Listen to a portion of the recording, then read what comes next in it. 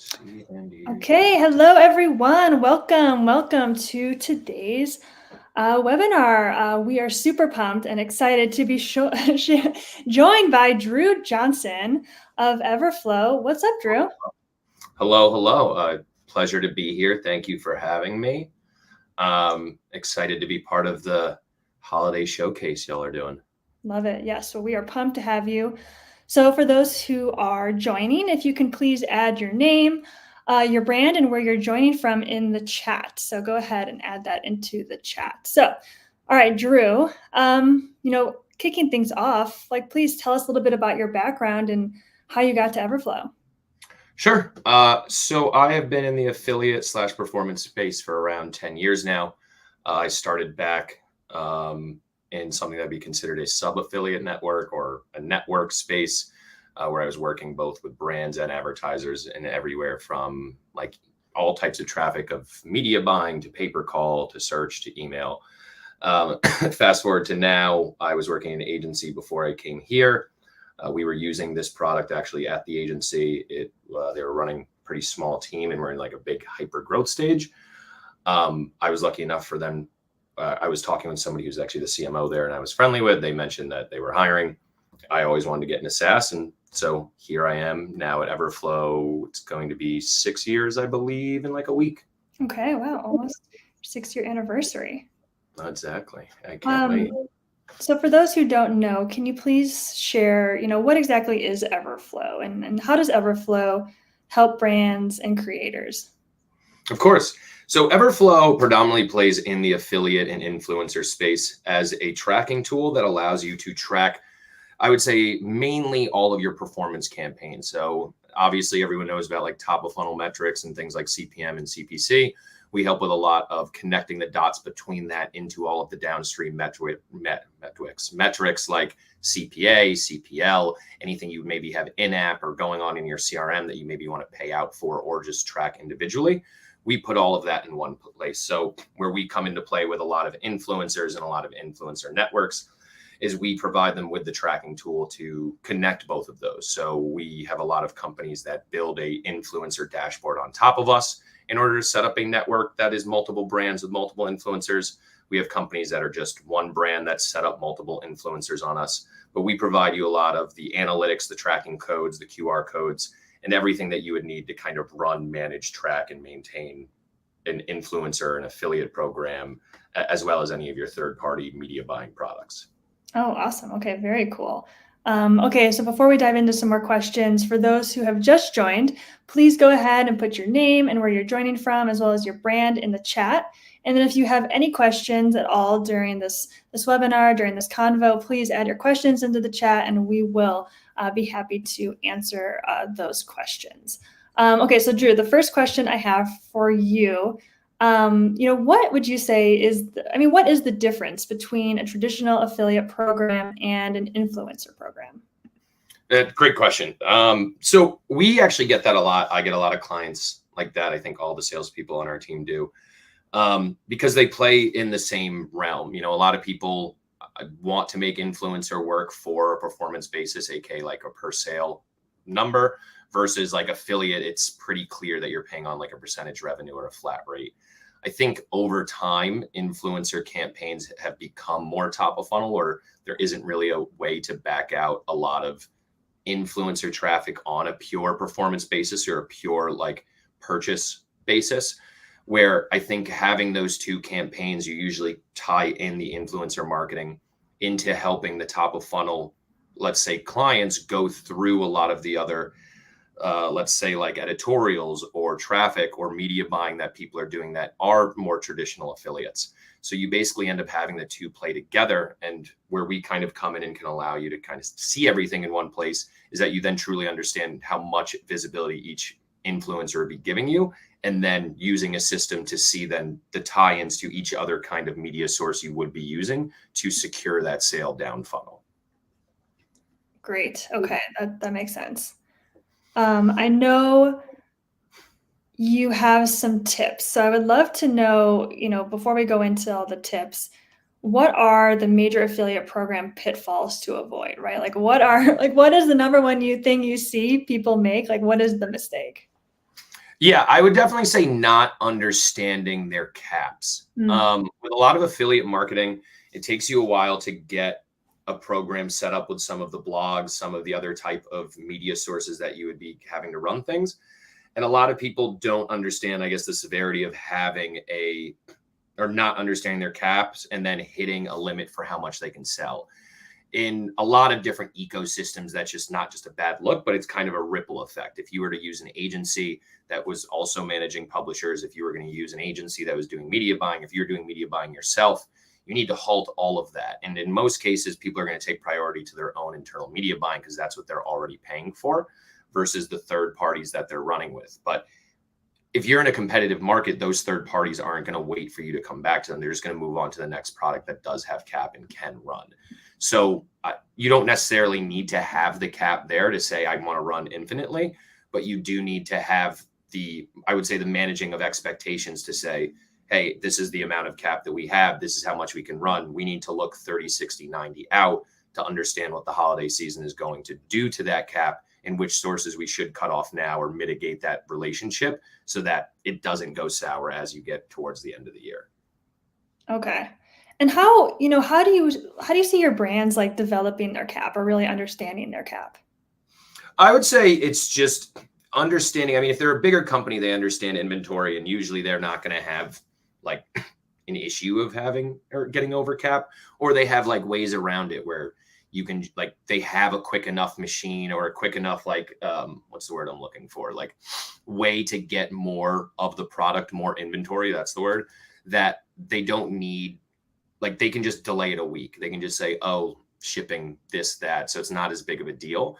But for somebody who's just starting up, who maybe isn't as big of a facility that can churn out inventory like that, you just got to kind of do the math of understanding what you can do per day, what product you have, what you're looking to move, and then understand accordingly. Like you can move a lever on that without it having to be you changing things. You can maybe pay less and like people will just not drive as many sales, or there's a lot of ways to kind of lever it and play through it. And I think a lot of people that make that work understand that and just are able to look ahead of time and then manage the relationship and conversation about it. Okay, great. Okay. Another question I have, why is it important to give influencers access to campaign data, especially, during the holiday season? Yeah. So it's just more visibility allows you to have just more power in how you want to run things. If you are an influencer that is savvy in how your traffic works, and I don't even want to call it traffic, your community works and responds to what you're promoting, you might want to know what one ad or one drop type works versus another one. And so a lot of people want to see differentiators between two different kind of link outs, two different kind of offerings, two different, maybe an offering of free shipping versus $10 off. So being able to see a lot of that data themselves, like they can build their own brand, they can take that data back and allow them to work better and more efficiently with other brands they may decide to work with. So it's something that helps, I think, everyone in the system grow because they all know what they're doing. So everyone has a better understanding of maybe why or why not they would be allowed to continue to work with them. Great. I mean, along with sharing important data, are you also providing like key KPIs for the influencers to follow? Yeah, I think in most cases, depending on the deal that clients, and now mind you, like we at Everflow act as like the tracking platform where a brand would be still doing the business negotiation as far as what those KPIs would be. But as somebody who works well and a lot with our agency side of things, it's usually something that's just negotiated ahead of time. Like I can't think of really anybody that is making a performance-based KPI work with influencer unless they're doing like tons of influencers. A lot of people found that you can pay the big head influencers that everyone knows, the Kardashians, the Rocks, all of those, or you could pay a lot of micro influencers in certain sectors where maybe you're popping up and you're doing well. And one is about an eighth of the price of the other one. And the performance you can get from it is usually a lot better from a top of funnel. But your KPIs usually are pretty upfront in the sense of there's platforms out there where you can work with small influencers where you just give them product and they'll run and drop something. So there's a lot of options that you can do to run with them that can, I'd say, mitigate your own rest, so you're not worrying about things, as opposed to like giving clear KPIs, because that's pretty, I would say, straightforward when it comes to most influencer campaigns. I love that you touched on like, right, this difference between hiring very well-known popular influencers versus more of the, I don't know, I kind of call them like the mom and pop influencers, but they're trending, right? Like you see it all the time on TikTok. I mean, do you guys have, And they perform, you know, yeah. they have I was like a gonna say, do you market. guys have recommendations? Like, have you seen the industry trending more towards these more lesser known, lower following influencers? Oh yeah, 100%. I think almost any aggregator of big influencer talent is starting to maybe not necessarily push that, but like as in the main thing instead of like the big promoters, but like everyone at least notices like the bang for your buck factor. Like you're getting 20 for the price of like one. Now I feel like the influencer market has shifted where you're not looking for like pick somebody like a Matthew McConaughey, for instance, right? Like he is an influencer for Salesforce, but is on like the payroll last I checked for like being their events person who like shows up, says a couple all rights and like bounces out. So like I think it's just shifted where they changed to what they call that person versus like now the true influencer and who you have running on like the more influencer programs that are getting a free product and are doing that like organic content kind of guerrilla style. Like those are all going to be the micro influencers with like 100, 200, 300,000 followers, but like 3 boroughs of New York City follow them, or half of like California follows them. And a lot of that, when you look at the metrics and down funnel, like that bang for your buck is kind of the way to go. And where I think everyone knows and sees where it's going. Yeah, you touched on something really interesting because I would say, gosh, like 5 years ago, when you say influencer, like, yeah, I would probably think more of a celebrity, right? Like a movie star or musician. But now the word and term influencer almost has new meaning, right? Like now I think more TikTok or Instagram or just these online personalities, right? Yeah. And that's not even like touching the bases. Then you have like Twitch, then you have like small gaming platforms, then you have small like finance platforms. Like you can be an influencer in your own right in a lot of different ways in a lot of different places. Like I always find a funny example is like if you pick something like super niche and you're not sitting there being like, man, I'm going to be a millionaire, you could easily be the coolest person in that niche. Like I follow this old man that makes milkshakes all the time, and that's all he does is just talk about making milkshakes. And I think he has like 200,000 followers and he just gets free ice cream all the time. And like, hey, it's kind of like, yeah, sounds like a great life. I'm not, what's the problem? Yeah, that's the dream. That's what made me be like, man, anyone can do this if you just kind of pick your lane and stick to it. It's kind of the same thing. And I think just brands pick that up, and it's just a matter of once they're able to start to quantify that with the data, like in a full look from start, finish, impression, all the way to the last possible sale you care about. I think that just will start to be more relevant and just be the main for the most of like the industry. Okay, great. I know we just touched on this, but I know a question I have, going back to cap management, like why is it so important during the holiday season specifically? Yeah, I would say because I think most e-com brands plan to make most of their money in a Q4. Yeah. When the holidays are shipping. I mean, you have the most holidays for shopping, you have the most discount areas. And like the thing is that you usually, in almost all brands, are giving a certain kind of discount around that time, or at least like around Black Friday at the very least, or a Cyber Monday kind of situation. And so as long as you understand what your margins are and what you have to make, like you can use the cap management to understand when to get, I would say, more juice from the squeeze, in the sense of if you're doing 10% off and you expected to sell 100 units, but you just sold 200 units before like the morning, and your end goal for the whole holiday season is to sell 300, like you can have a cap that fires to you and goes, hey, this at least sends you a message or tells you like, let's raise the price. You can raise the price or lessen the discount that you'd be giving, and the sales might slow in and come in, but you'll be making money while you still hit the amount of units that you have to sell.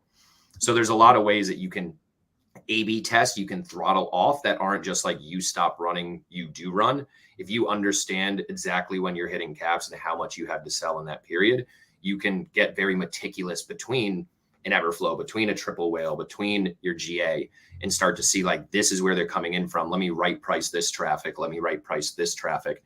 And then you can manage those caps, still hit them, but then hit them while making the most profit you can. Okay, great. Another term I heard you say was the idea of coupon poaching, right? So can you explain what exactly is coupon poaching, and why should it be monitored during the holiday season? Like what is it? Yeah. So I think a big worry that people have is just in general with fraud. Not sure, like, and a lot of people worry about fraud, and it can mean a lot of different things depending on the industry and what you run. And coupon poaching is just something that is pretty standard in all products, where somebody goes through, like you would go to a site, find coupons that were maybe specifically given to an influencer and their following, and just grab them and use them and then put them on like a coupon site. And so it depends really on how you want to handle your coupon traffic and how you want to pay out accordingly for it. But if that's not something that is part of your main driver for the media, or that's only supposed to be, let's say, like 5% of your media budget and what's driving through, you want to make sure that if you are giving coupons to people, they're not being blasted out to sites that are, instead of like, you're getting like, I don't mind taking a hit on 10% because this influencer is going to send me very high quality leads or high quality sales that will be a subscription and keep buying. I don't mind paying them out that money. But if that then gets on a website that's just like a coupon website that's just offering you that coupon right before that you check out, then at that point you're paying for a much higher volume that's not necessarily going to be as good a quality longer term with the same coupon. So being able to see when that comes in at a certain frequency and being able to stop that, redirect it, quickly change out what is needed to be there, just allows you to take more control of a form of fraud that you do see in e-com sometimes if you're running a coupon program. Yeah, I mean, is there a way to even stop it, right? I mean, really, besides pulling, like deading what that coupon would track or what it would worth, I mean, or what it would fire in the back end, like you can stop it that way. Yeah. But it's or still creating like timelines, maybe. Like, do you see, is it trending to just cap, not to use the word cap again, but like have specific timeframes for coupons? Yeah, I mean, that's a great point to add in. That is what a lot of people do, is they add in a time frame that can work. For us, with the way that we handle it for clients, is you have the ability to upload in a new wave of coupons, and you can automate that upload, or you can just do it manually whenever you'd like. So we have a lot of people that will set alerts and notifications for if X amount of conversions come in between a set period of time, so that they know to look into it, or they can automate it to run to a different payout while they check it out. So then they can go back and change whatever they need to. And that's how we have a lot of clients, I'd say, set it up and be able to see like when maybe a coupon's poached or when there was an abnormality of like conversion rates that wouldn't be there with that normal influencer. Gotcha. Yeah, because I know I'm definitely someone, as a consumer, right? When I'm shopping, I mean, I used to have this little like thing on my dashboard that would like ping when I was like, oh, here's all these coupons we found. So I get it, right? People are always trying to hack the system. Oh yeah. Oh yeah. Okay. Going back to the holiday season, what type of offers convert the best?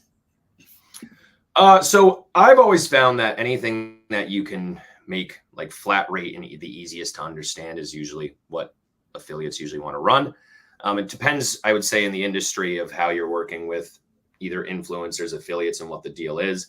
But most of them, if it's content, you're paying for the content one time, and then you're paying like a percentage per sale. Anyone who's going to be doing like coupon, anyone who's going to be doing, I would say, sweepstakes, anyone who would be running media buying, usually are more obliged to try out a brand new campaign when they're so busy on something that's flat rate, just because it's easier to do the math with that. With the percentage, you're then taking in per cart, the average value of the cart. And you can always set up like a rider that says, hey, once you get paid X amount, we'll bonus or something. But I always find that if you run a flat amount per sale per item, you can quickly see and get people interested to test it. And then you yourself can get the knowledge back quickly to know, is this going to work? Is this not going to work? And then just being honest with what your margins are. Like, you can't look at, I feel like a lot of people, at least with an affiliate program, they'll come in to use an affiliate program and they won't be even running their own media buying, or they won't be running influencer. They won't be running anything that would be considered top of like funnel. That's bringing awareness to the brand. And they just expect affiliate, which is usually pay for performance, to be like a magic number that they can just turn on and they'll gain profit.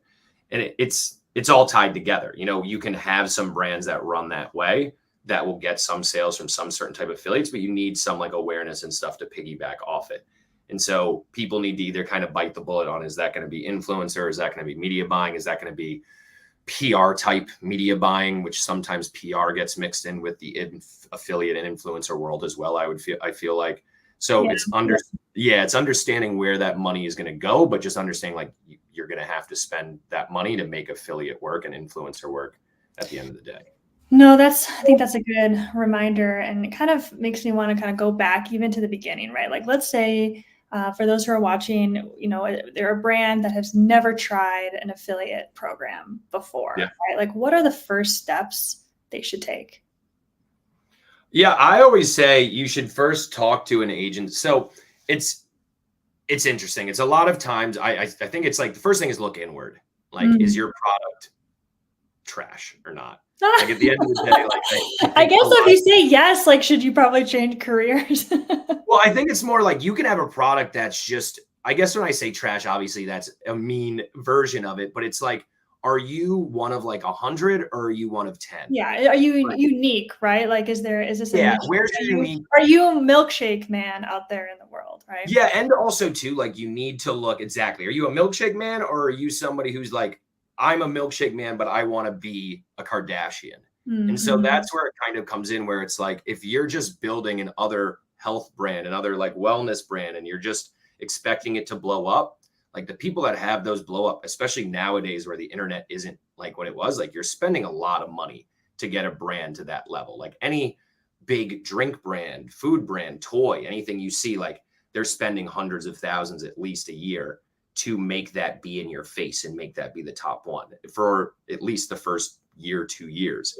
And so for doing like an influencer campaign and running an affiliate campaign, you want to at least usually have some sort of traffic running to understand what your baseline or performance is, aka how many sales you've had, in a month, how many sales you've had in a year. Usually a couple months, you can at least get a basis of like what growth will look like. But then from there, it's probably like understanding what you want to pay for affiliate. If you look at affiliate from a traditional standpoint where a lot of pieces touch to it, there are influencer providers that are in the affiliate realm, like an LTK, a Magic Links, that work with you to kind of build out like those affiliate programs that are expensive, but tied to just an influencer. You can then work with, you know, Forbes, CNN, like other standard publications that you can build out like more SEO that ties to their articles and then back. But like all of those still cost money to get started. You're not paying to play and you're not paying for performance.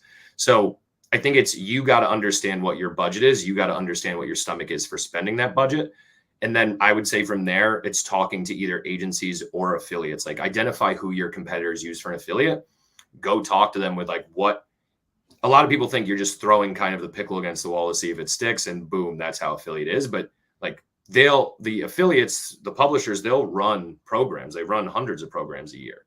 Just go to one direct, go to two direct and be like, would you run this product for that? If they don't answer, you can go to a couple agencies and be like, would people run this product for that? And that's like any basic agency's selling point isn't going to take you on if they can't be successful with it. Like obviously some crappy ones might, but like for the most part, they're going to do an audit because they want you to have the success and make sure it works for you. And so I always say, it's like, which route do you want to take? You need to take one of those routes. Like you can try it yourself, but you got to make sure you're already spending money and be ready to spend money. Got to go talk to publishers, see what they say to give you feedback, or got to talk to agencies that give you feedback. But then you can at least do a lot of those, especially 2 and 3. Like you can do that without having to spend any extra money. They'll give you honest feedback, especially if you talk to 2 or 3. And so I usually say it's getting to that point where you talk to any of those, or when you're just spending money that's up and running and you're like, oh, well, let me turn on affiliate, because affiliate ends up being 10 to 15, 10 to 20% of your overall program. And that's tied to like what you're bringing in internally. So you kind of need a base plate in place to start. Okay. Okay, great. Now I just have a few more questions, but for those who are watching live, if you have any questions, please go ahead and put it in the chat, and I'm happy to ask Drew your question. Drew, I know you mentioned you've been in the affiliate space for over 10 years, which is great. I love this expertise of yours. I'm curious, how have you seen the industry change? And like, do you have any, I don't know, like wild theories of like where it's going next? Oh yeah, for sure. Love the chaos theory. So mine is a lot more with like hiring for sales, I would say. I think in the tech industry, it's going to move towards hiring someone that is a micro influencer to be on your sales team. Oh, interesting. Okay. And that's going to be part of the marketing budget as well, because I just noticed a lot of from being online and doom scrolling, like seeing certain people go into businesses. And I just think that's going to kind of be at a level where they'll take that into account when hiring certain salespeople. And that will be super interesting, I think, for the next generation of salespeople. I think for affiliate and for influencer, it's a lot of trying to find new ways of traffic and new ways to like find influencers. So like a lot like B2B, basically all of their referral partners and affiliate partners are kind of like influencers. And I think the model that they run will be kind of the model that e-com will probably start to do, just because they pay on performance. I don't know how, but I think they will. A lot of people are moving towards card rewards and like cards benefits rewards. They're like a big new emerging like publisher sector. Can you talk more about that? I'm not as familiar. Yeah, so the reward collection, I believe Card is one, Cardlytics. The reward collection, I believe, is one of the bigger ones, Cardlytics as well. They are just a type of publisher, a type of brand, or not, no, what am I saying? They're a type of publisher that connects with multiple different like credit cards, bonus groups. So a MasterCard and American Express, and they allow your like offer to connect and be in part of that group. And They can send you all of like the conversions and everything that are happening.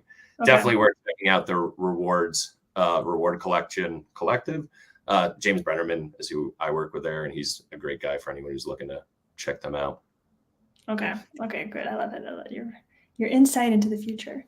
All right, my last question. I know what is today? October. I had to look it up. 2nd. Crazy. We're like the holiday, like Christmas is coming, right? The holidays are coming. Black Friday, Cyber Monday, they are here. And most likely brands have already started their affiliate program, right? So in theory, right, like for next year, what do you recommend for a start date? Like when should folks really be considering their holiday affiliate strategy? Starting an affiliate program or just a strategy for the holidays? Strategy for the holiday. I mean, I feel like most brands, if you're running affiliate, it's either you don't have to worry about inventory and like you just know that Q4 is going to be your top quarter. So you just like backfill budget to spend extra then. But I feel like it's most of the planning is just has to start in Q1 because like most significant companies, you're doing your budget for the full year in a Q1 or like even the Q4 before. And so I think it's just a matter of understanding like you as a brand, like, do you want to spend the most when everyone else is, or do you want to spend the most when everyone else isn't?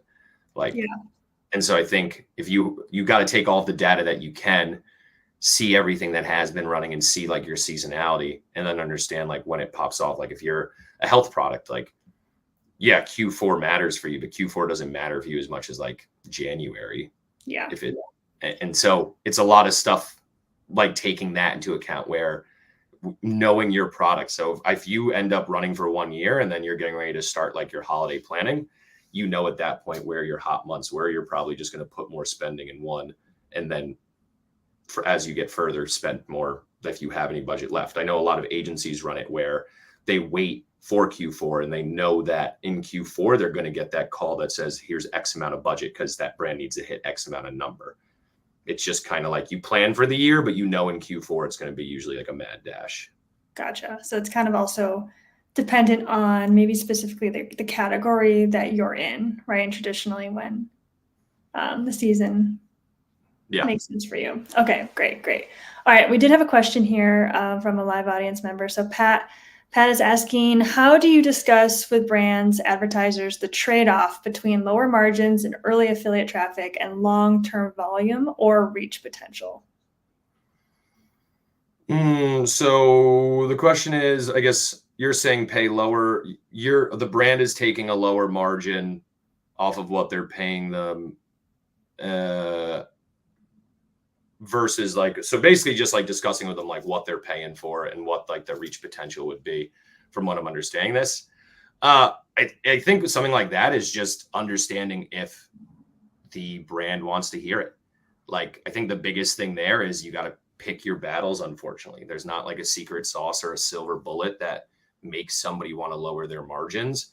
Like, I work with tons of people that are agencies and tons of consultants and like individuals, big shops all across.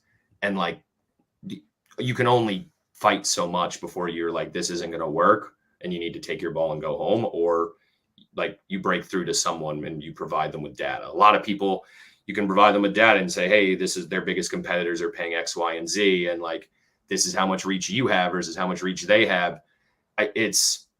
I think picking the battle to have the harder conversation, if you know that they'll hear it and actually do something, versus the people that like think they know everything and won't do anything, even if you tell them like it's not working and show them the data. I'm not sure if that answers. Yeah, Pat, let us know. All right, well, Drew, any other last major tips or tricks that you'd love to share around affiliate programming and boosting revenue in Q4? Yeah, definitely hit up Everflow. That's where I work. I just put my email in the comments. We give you a lot of visibility into everything that you'd be running, as well as give you the ability to stop coupon poaching, be able to automate all actions, alerts, and notifications around caps, so that you can run this kind of lean and mean with either like a small team or one person, an agency, depending on how you want to run the company and how you want to do the outreach. I would say besides that, just, I think back to the last thing of like when you should start planning, like just plan ahead and be realistic on like what your goals are going to be set and what you want to hit, and look at like all your traffic channels. You can't think that one is a gold mine without it having some sort of tracking and analytics to it. So whether it's influencer, affiliate, your own media buying, third-party sources, if you hire some company to do like lead buying for you, you always just kind of got to check, rinse, and repeat. And I think the big one is just understanding that like as an employee at anywhere, you got to show the value. And if you have something that just stays on the status quo, most companies at some point will either complain or do something about it. And just being ready and being able to, I guess, vocalize what is going on and show the plans for how it would grow if you have X amount of power to do that. So I would say that would be my final. No, love it. Well, thank you so much, Drew. Just really appreciate your time and joining us today and your expertise and your years of experience. So thank you. And yes, if you want to learn more about affiliate programming or Everflow, or just chat with Drew and ask him about his Spider-Man poster, his email is drew@everflow.io. So definitely reach out. So thank you so much again, Drew. Goodbye, everyone. Take care. Thanks everyone for coming, and thanks for having me.